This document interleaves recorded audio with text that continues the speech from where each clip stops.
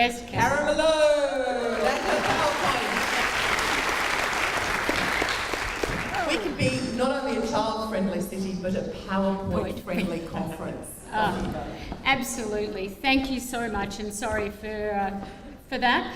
You know, it's Macs, you know, one day it works, the other day it doesn't, but, you know, you got to love them, because if you're a Mac person, you got to do it every time. So let me just sort of start. I'm going to give you a little bit of background. A lot of people may have heard me speak before, so I don't want to keep talking about the same things. I feel like I just keep circulating around Australia and people keep going, oh, here she is again, that same speaker. So today I'm hopefully introducing some new ideas. I've been working for the last year and a half with Unicef in New York to develop a new Unicef index on accreditation and recognition for child-friendly cities internationally, which is also going to have a lot of implications for us in Australia. So I've got something new. So if you thought, oh good, I can sleep through this one because I've heard Karen speak before, I actually do have something different to talk about. One of the things that I think is really interesting, of course, is that there's a whole new agenda coming on. The MDGs, which are now concluding towards the end of 2015, the UN is now developing its post-2015 agenda, and the new agenda will be based on sustainable development. And if you haven't read some of the discussion papers that are being produced now by the UN, both United Nations in terms of UNDP, Unicef, UNESCO, around how they're going to move forward into the next sort of 20-year program around sustainable development, then it's probably worth having a look at it.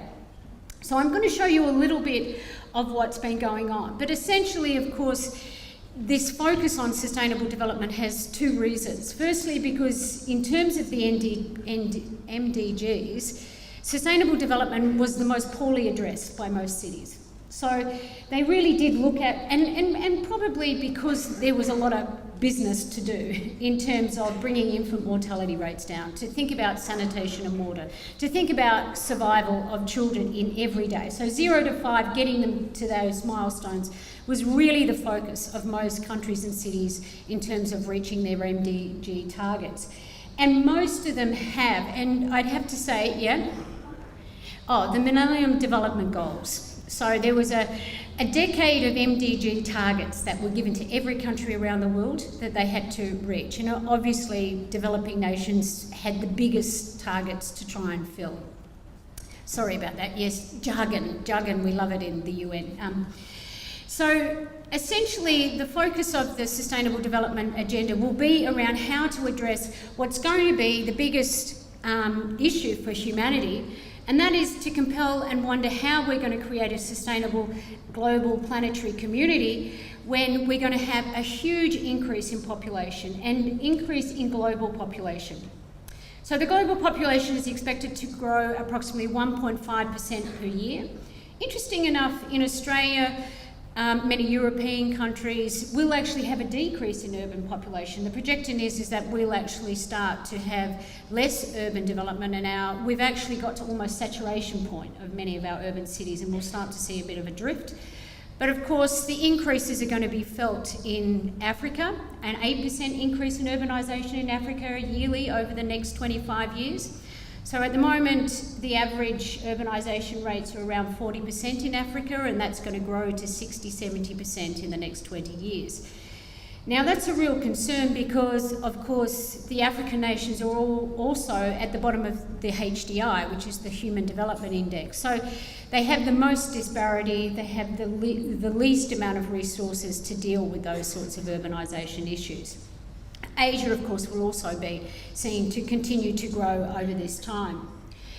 So we have a huge impact of urbanisation, and of course, even though in places like Australia, our children's population in terms of our national population is usually around 30%, so a third of our population are under the age of 18.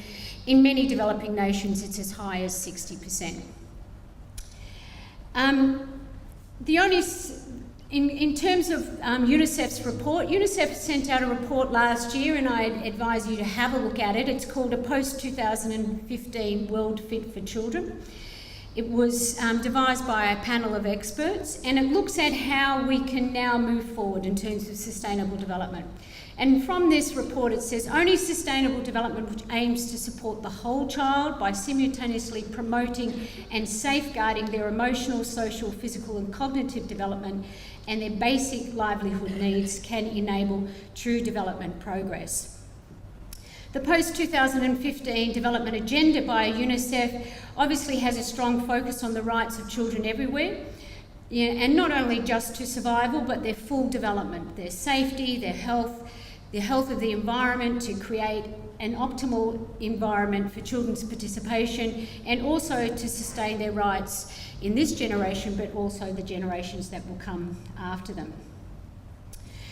With nearly half of the world's children now living in towns and cities, urban planners and policy makers need to pay special attention to the rights and interests of children. And those of you are here because you see that as a central part of the conversations that you want to have in your communities.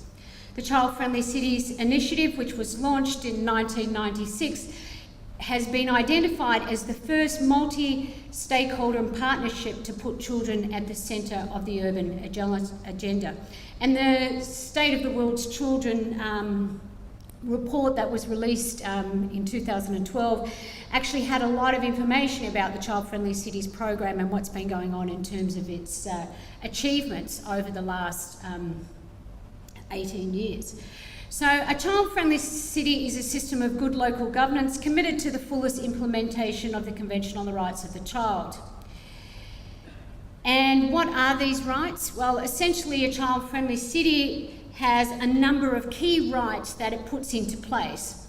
So a city that wants to be child-friendly needs to be considering how it's addressing each of these 11 key rights. So children's right to influence decisions, to express their opinions, to participate in family, community, social life, to receive basic services, to drink safe water and have proper sanitation, to be protected, to walk safely in the streets, to meet their friends, socialise, have access to green spaces, to live in an unpolluted, sustainable environment, to participate in cultural and social events, and to be viewed as an equal citizen and have access to all of those things regardless of their position in terms of their ethnic origin, religion, gender, and even mobility status. There are over 62 countries around the world that are part of the Unicef Child Friendly Cities program, and many, many thousands of cities. Brazil alone has 1,700 cities enrolled in the Child Friendly Cities program. It's probably one of the biggest programs in the world. It has a mainly rural regional program, but it's now moved into São Paulo and some of the bigger urban environments and the challenges that that presents for them. In Australia, we have around 50 cities around the world, around the country that have signed on to the Child Friendly Cities program through the network. In the Asia Pacific region, we have about 400 cities involved. Indonesia is one of our biggest countries in terms of Child Friendly Cities movement. We have over 100 cities in Indonesia that are involved in the Child Friendly City program. So how do you create a child friendly city? Well, how do you evaluate the child friendliness of a city? Well, clearly there are a number of things that a city needs to be thinking about when it wants to develop its child friendly program. Number one on the list there that I've said is the importance of developing baseline data. And really this has been the essential work that I've been doing is around the world, is to help cities think about how they can develop that baseline data. Essentially, if you're going to get accreditation or recognition as child friendliness, the most important thing that you need to show is improvement over time. It's not about where you are now, it's about where you're heading and how you reach targets and goals you set for yourself.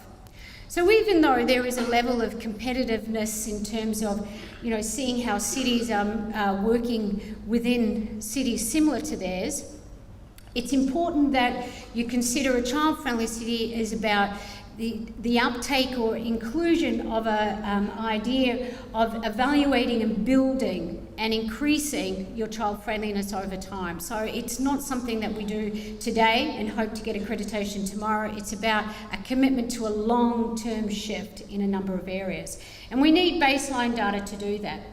Some of that baseline data might be quantitative and it might not include children.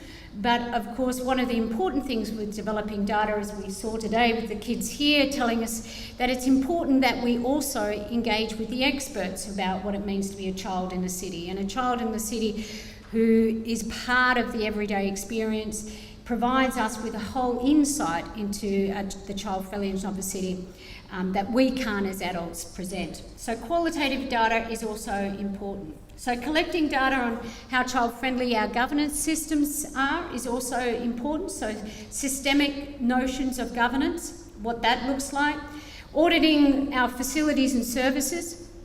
Again, I've done a lot of this where we've engaged with children over those auditing processes. So what we might think are great facilities and services for children, when we ask the children, often they'll tell us that they don't actually meet a lot of their needs. So getting children involved in those evaluations is very important.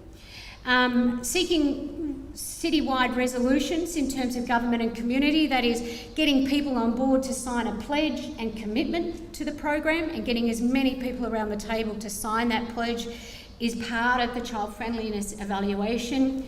Devising strategies and plans, educating people about children's rights, creating a budget and support mechanisms to put things into action, supporting children and young people to participate and be active citizens. And then finally, once you have a lot of this up and running and going, the important step then is to evaluate and monitor your progress over time. So the main aim of child-friendly cities is to support cities to improve children's lives at the local level by promoting awareness of children's rights, and also to drive policy changes in budgets and resource allocations, so in order to transform city environments so that they meet the needs of children. And we're talking about issues of equity in making sure that we meet the needs of all the children, and that all of the children, whether they're a small minority group within their community or a large group, we need to make sure that all of their needs are being met.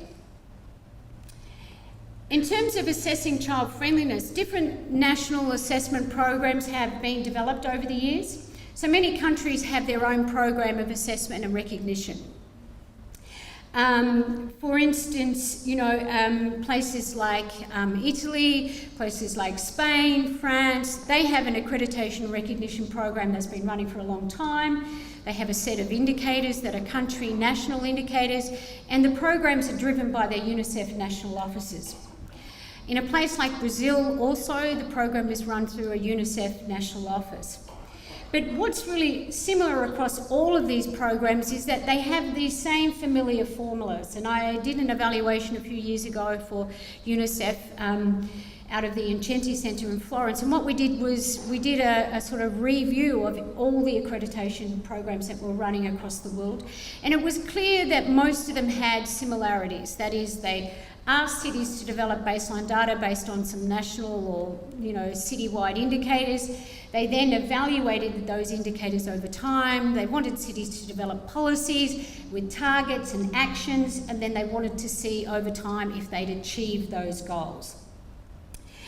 The problem was, though, for Unicef, and this came to light, there was a big meeting 2.5 years ago where Unicef decided to move child-friendly cities out of Innocenti. Innocenti is the research centre in Florence where Unicef's child-friendly cities has always been housed.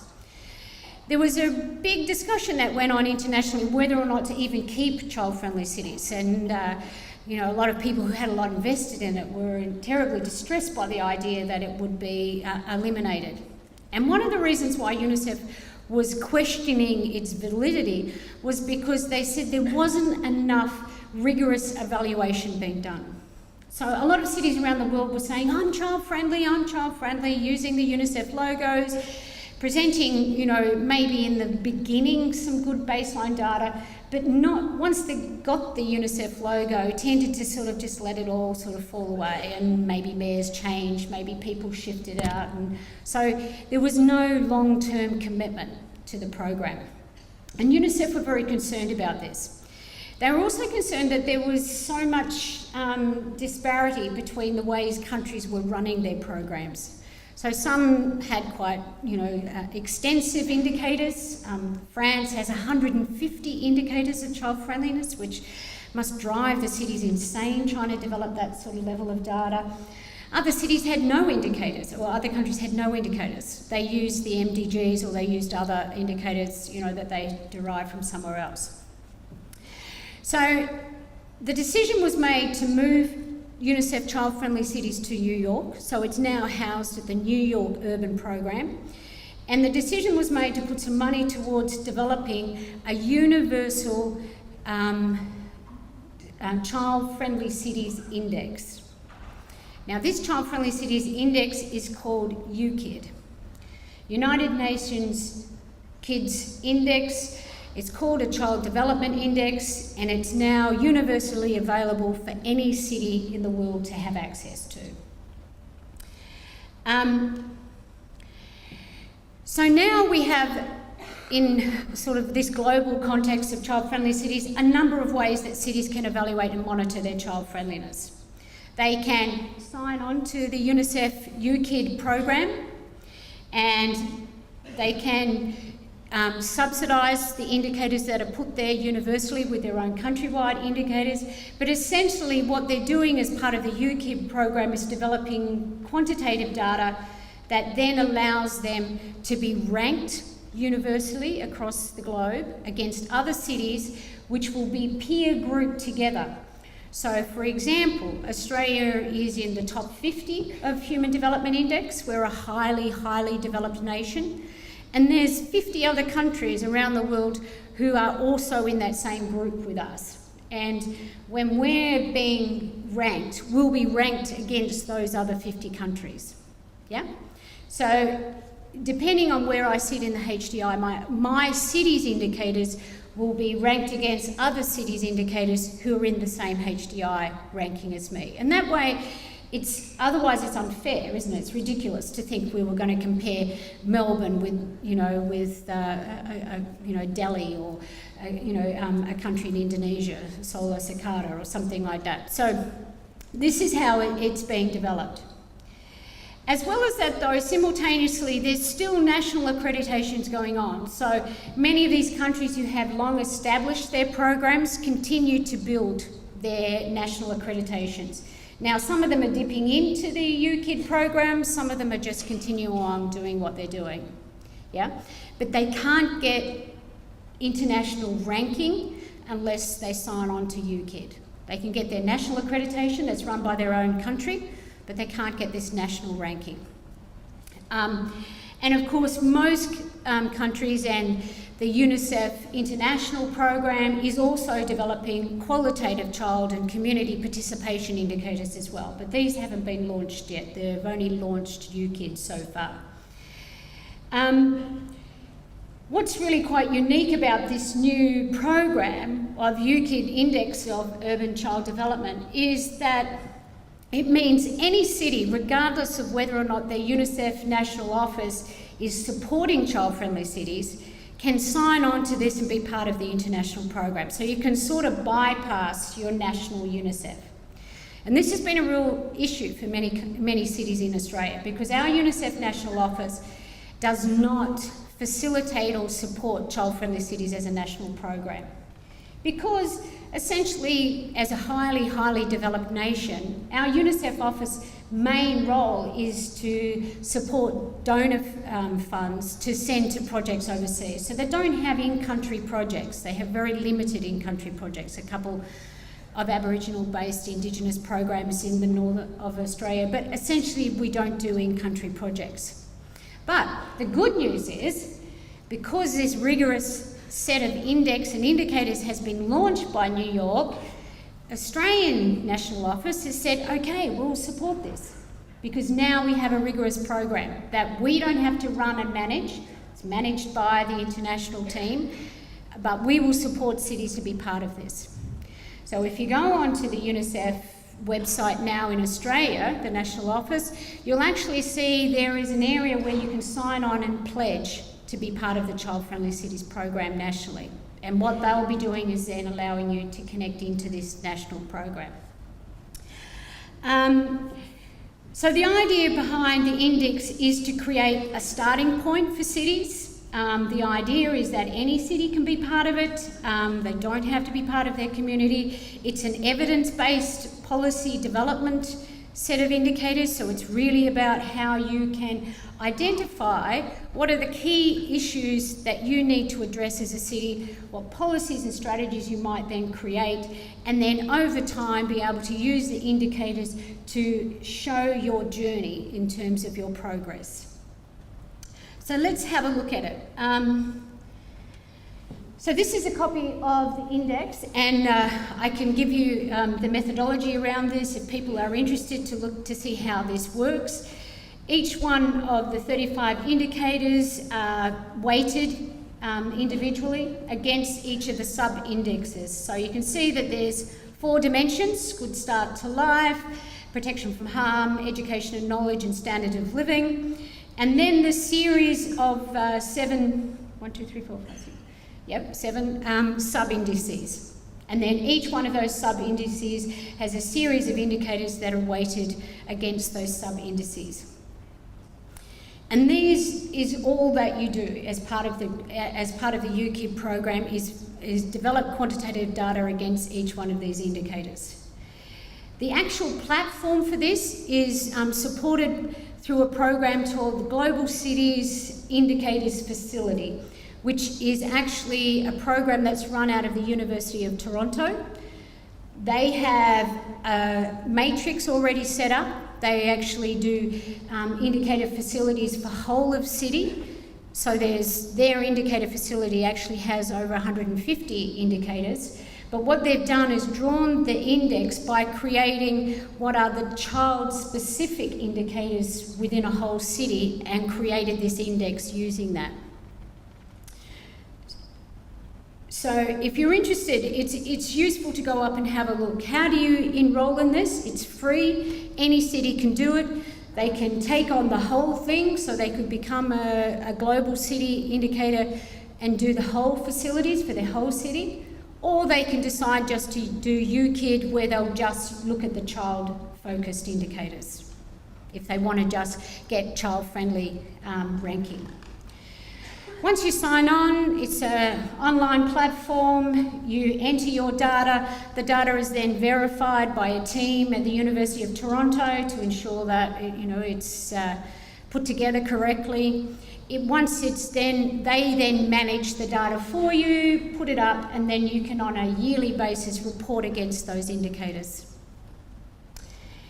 There were a number of cities in late 2013 that were piloted as part of the UKID index, and these 7 pilot cities were chosen because they could showcase some of the differences between regions and across regions in the world. So they were also selected because they were already enrolled in the Global Cities Indicators Facility, as well as being a child-friendly city. So they, met that criteria to make it easy to be able to do the first sort of performance of seeing how these indicators might look.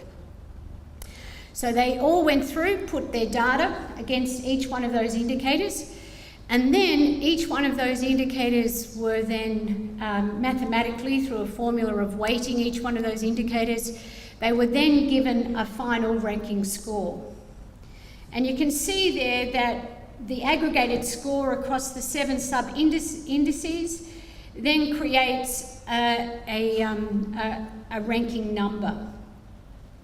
How they did this is they looked at the minimum and maximum method of normalising indicators. Are any of you quantitative nerds out there? I have no idea how this works. I'm just sort of talking from the PowerPoint. I let other people do this stuff. But essentially, each indicator is weighted equally in the construction of the sub-indices, and then each sub-indice is weighted equally into the construction of the composite index. So, in other words, you have the indicators. You get a score for your indicator, you get score, how that contributes to the sub-index, and then across your sub-indexes, you're then given a score into each one of the dimensions, and then you're given a composite index.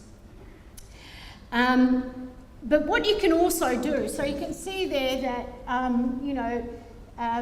Belo Horizonte, has a score of 0.7, Durban has a 0.4. Across all of the indices, that's where they got their final ranking score. To be recognised as child-friendly, you have to be in the top 20% percentile of the global ranking of your peer group. So in other words, you have to show that you're up in that maximum quantile.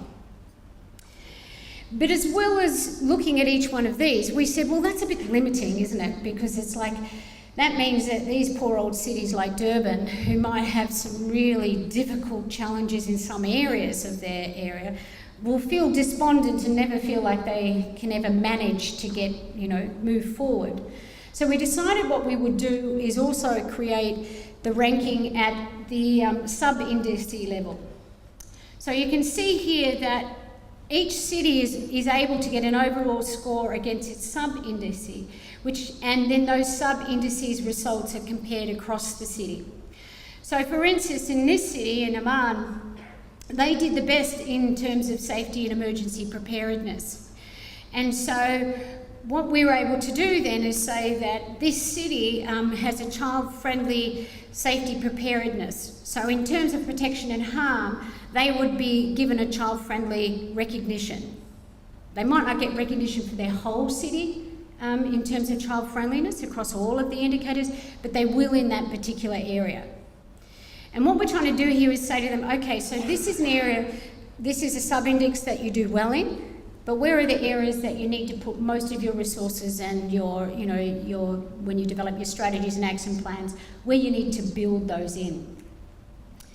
If you look at somewhere like Buenos Aires does very well in terms of its education, but in other areas it doesn't do so well. So in safety and preparedness it does fairly poorly.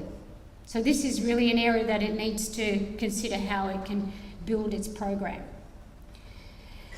It's all just new. I can show you the methodology has just been released so people can access that. So if you go up onto the Unicef Child Friendly's website, the international website, you'll see all the materials there so you can have a look how the methodology works. You'll also see up on the website that you as a city, so your mayor or others who want to become part of this universal international program, can make a UKID pledge to sign on to the program. And as part of the pledge, you're asked to recognise that you're committed to the idea of child friendliness, that you will use this information to provide strategies and action plans to overcome some of the difficulties, that you're joining the UKID movement, that the data is publicly available to you and to other cities who are part of the Child Friendly Cities program, and that you will commit to a 2-year evaluation cycle. So in other words, when you sign on, you put your baseline data in as your beginning point, and then you're committed to, in 2 years' time, enter then your data against those same indicators so that you can see your progress over time. Once you've done that process, UNICEF will then give you a UNICEF Child Friendly Cities recognition of child friendliness globally. Yeah? And it's the first time that's ever been done. Because even though the city of Bendigo, who we talk about a lot, because it was the first city really in Australia to get some recognition of child friendliness, in fact, even when they got that, there wasn't really a legitimate international program of recognition because there was no rigorous evaluation. So this is the first time that this is now available. The next layer of this is obviously that quantitative data is indicative. It only shows us what are some of the bigger picture themes. It's certainly not going to tell us what are the ingrained inequalities that are going on across the city. It's also not going to give us a child's voice around what their concerns are. It really doesn't show us what discrimination or evidence of how children are being impacted by policies or actions in a city are travelling. So we need to, as part of that, also develop qualitative tools. So a series of assessment tools have also been developed by UNICEF. So there's a child friendliness survey for children. There's also a governance toolkit. There's also some auditing and facilities material program available, and also a toolkit of other qualitative work that you can do that's about children engaging in sort of community-based evaluation. And in the workshop that I do this later on today, I'm going to share with you what those qualitative measures are, so how you give children a voice as part of this. The whole package will gradually be available, but as I said, the first stage has been launched, and the first stage is just this UKID element. The others are still being finalised. And you can see there, these are some of in the assessment toolkit for qualitative assessment. You can see surveys, interviews, drawings, photography, spatial maps. There's a whole series of toolkits that you can use that are specifically developed so that you can connect data you get from those qualitative tools back to the indicators. So in other words, if I'm looking at Good Start to Life, there's survey questions that you would work with community and children around, which will directly connect to those and to those 11 children's rights that I showed you at the beginning, which are the sort of foundation of child friendliness. Okay, now I'm going to show you how some of this looks in practice. So let's have a look at some child-friendly cities around the world who are doing interesting things. For the last 3 years, I've been working in Kazakhstan. Does anyone know where Kazakhstan is? Besides the Borat movie, it is actually a real place. When I was asked by Unicef to go visit there, I went, does this actually exist? I thought they'd made it up for the movie, but yes, there is a country called Kazakhstan. In fact, it's the 9th biggest country in the planet, which seems amazing. Huge landmass, totally landlocked. It's a post-Soviet country that has, for the last 21 years of independence, tried desperately to overcome some of the long-term impacts of being part of the Soviet Union. And nothing against the Soviet Union. Sure, they had all sorts of reasons why they used Kazakhstan as their sort of back door for people who said nasty things against the government, or, you know, a place to explode nuclear bombs when you've got nowhere else to explode them. But this poor country has actually the history of a residue of being sort of utilised as the sort of mineral resource, the place to, you know, send people if they weren't up for the trip to Siberia, you went to Kazakhstan instead. The Kazakhstan government's been working very hard to build its economic resource, and it has, over the last 10 years, built itself up into a more economically stable country, but the area where it falls most short is in its social infrastructure. It doesn't have a history of community development. I think when I went there 3.5 years ago, they didn't even have a degree in university called social work. They didn't have any community centres. There's no such thing as a health support system at a local level.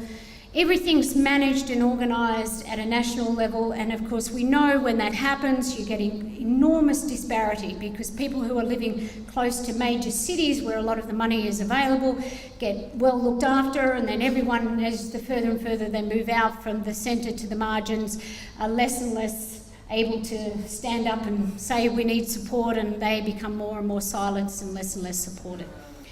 So the Kazakhstan government 3.5 years ago invited myself and a Unicef team to go in and evaluate the child friendliness of their nation, interesting project, and to develop an accreditation process. So I'm just going to share with you so you can sort of see what a country's done in terms of trying to move that agenda forward. This is their, they've just started promoting them or marketing it on national television in Kazakhstan, Child Friendly Cities, and this is their promo advert, so hopefully this will work. Oh.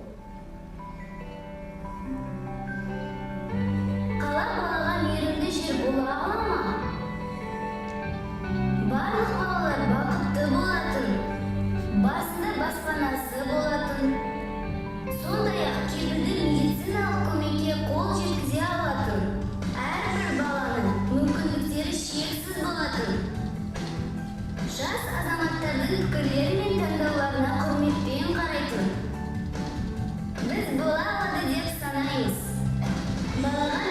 kala баспанасына қазіргі кезде Қазақстанның 20 қаласы мен ауданы қосылды. Siz de қосылыңыз. Biz bərimiz birəyib, qalanı öskürüm ұрpağı үшін қауіпсіз әрі жайлы таламыз.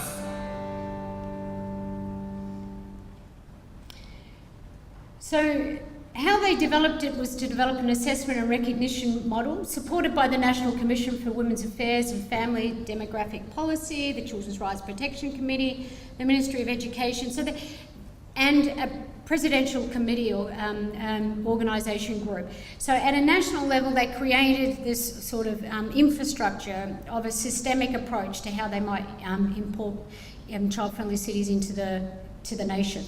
The President of the country has said that he wants every city to become part of the child-friendly cities movement. Okay, and you can see here, I won't go through it, but you can see here that they've developed a two-phase approach to their accreditation. The first phase is really about developing quantitative data and developing action plans, qualitative data, and then the second phase is then to do a monitoring around that. Because we were working on UKID at the same time, we set up their accreditation based on some of the key architecture of the UKID index. So you can see there that the first 4 dimensions of their indicators for their index are based on UKID, and then they wanted to also include children's play and culture and civic participation. So they've developed their own indicators around those as well. And just let me show you how this sort of looks. So this is some data from a place called Semiplastic. Semiplastic is the home of where 500 nuclear bombs were tested between 1951 and 1989. I visited there for 2 months just recently to collect data around what's going on for children in that city. So if you take something like Good Start to Life, which is based on these key concerns around children's rights, we can see that there's, this comes under the sub-indicators of water and sanitation. The indicator is the percentage of population in the city with access to improved drinking water. And the Child Friendly Cities survey that we created develops a number of questions. So you can see there that children have answered that most of them have access to good drinking water, have a toilet at home, have enough water for washing.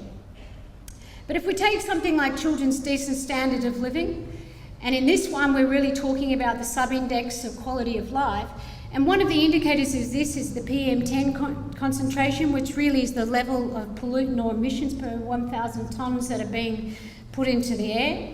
And we asked the children the question in the survey, the air in my community is clean, smoke-free, and not smelly, and you can see there for many of the children, their experience of their neighbourhood is that there is a lot of pollutants or emissions in the air.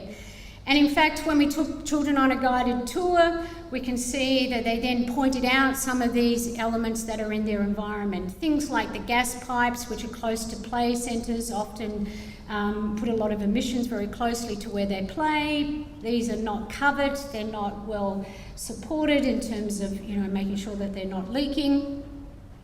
But also the young kids who told us that we'd like more grass and trees so we can freshen up the air. The neighbourhood has a cement factory, so you can see there very close, which is constantly pumping emissions into the air. The actual community that I worked in was called Cement Factory, so that sort of told the story. But you can see here that we could ask the city to give a PM10 concentration emission as a quantitative, but actually going in and following those indicators by getting children to talk about their experience of that and actually show us what that looks like in a community starts to put some real meat to the story or the narrative of children's lives that's happening here. So the quantitative is one way to create an idea of where a city's going in terms of where its big gaps are, but to really understand the experience of children's lives in cities, we need to then go down and start to create this much deeper, much richer description of a children's lives. So I'm just going to finish off by showing you some stories of some old cities and some new cities that are part of the Child Friendly Cities program. Pistoia, Italy. In Tuscany, 90,000 people, has been a child-friendly city for over 15 years now. Some of its programs include the River Bana, which is a river project where all the children take ownership of a small part of the river that's close to their community and keep it clean. We go to school alone, safe routes, so many of the cities have started to develop these programs around how to make safe neighbourhoods. Just putting, a stenciled teddy bear face that shows you how to get to school safely. You don't have to use high-tech, sculptural elements. Meeting places where children can meet in the city, which are safe. A Ludo bus where mobile art and play. And also they have what's called Area Bambini, which is a special program for children from 3 to 8 years old that are involved in a 2-month project of intense engagement around something of interest to them. Something very similar to a Reggio Emilia type project, but it's actually out of a school formal process. And this particular mayor of this city says he dedicates 30% of his city budget to children's programs and bases his election on that. Solo City, a city in Indonesia, a newer city. It's only been a child-friendly city for the past 4 years. It's developed a child-friendly public health centre program. Each child in the city is given a child incentive card, particularly if you're in the lower end or a disadvantaged child in one of the more slum communities. It means you have free access to internet, amusement parks, sports arenas, healthcare services. Places of refuge to support children. A good program that they did, one of the biggest issues of infant mortality in the city was that the fatality rates of children in motorbike accidents. So the mayor decided to create a free helmet scheme, so each child was given a free helmet on a borrowing system, a bit like we do with the children's baby capsules, and had dropped the rates of infant mortality by 50% in the first 12 months. Providing education materials for children in the slum communities, creating community education centres, 6 of these are located across the slum communities, providing free eyeglasses for children in the slums. Many of the children weren't doing well in education just because of their eyesight, creating city forums, and of course then also running children's festivals and places for children to access. I can give you lots of stories of cities that are doing interesting things. Often, we often see one or the other, either the qualitative work being done or we see this sort of project-based work. What's important is that you do the things that make cities change for children, but you also evaluate and monitor against targets so that you can show some rigorous improvement over time. And essentially now Unicef is using this as its main vanguard for those cities who want to have ongoing recognition of child friendliness. So thank you very much. And